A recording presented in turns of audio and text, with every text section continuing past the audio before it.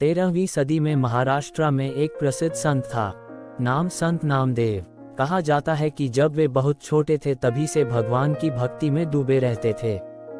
बाल्यकाल में ही एक बार उनकी माता ने उन्हें भगवान विठोबा को प्रसाद चाहने के लिए दिया तो वे उसे लेकर मंदिर पहुंचे और उनके हट के आगे भगवान को स्वयं प्रसाद ग्रहण करने आना पड़ा।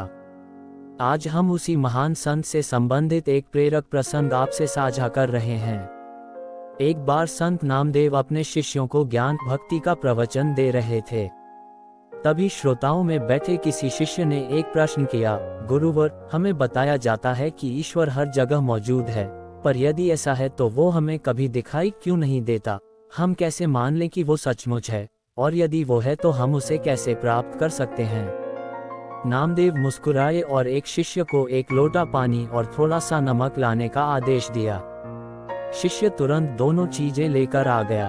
वहां बैठे शिष्य सोच रहे थे कि भला इन चीजों का प्रश्न से क्या संबंध। तभी संत नामदेव ने पुनः उस शिष्य से कहा, पुत्र, तुम नमक को लोटे में डालकर मिला दो। शिष्य ने ठीक वैसा ही किया। संत बोले, बताइए, क्या इस पानी में किसी को नमक दिखाई दे रहा है? सब ने नहीं में सिर हिला दिए।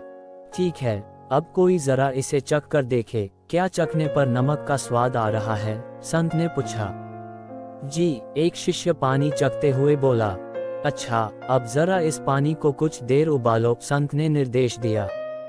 कुछ देर तक पानी उबलता रहा और जब सारा पानी भाप बनकर उड़ गया तो संत ने पुनः शिष्यों को लोटे में देखने को कहा और पूछा, क्या अब आपको इसमें कुछ दिखाई दे रहा है?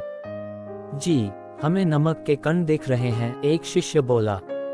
संत मुस्कुराए और समझाते हुए बोले, जिस प्रकार तुम पानी में नमक का स्वाद तो अनुभव कर पाए पर उसे देख नहीं पाए, उसी प्रकार इस जग में तुम्हें ईश्वर हर जगह दिखाई नहीं देता, पर तुम उसे अनुभव कर सकते हो। और जिस तरह अग्नि के ताप से पानी भाप बनकर उड़ गया और नमक दिखाई देने लगा, उसी प्रकार तुम भक्ति, ध्यान और सत्कर्म द्वारा अपने विकारों का अंत कर भगवान को प्राप्त कर सकते हो। धन्यवाद।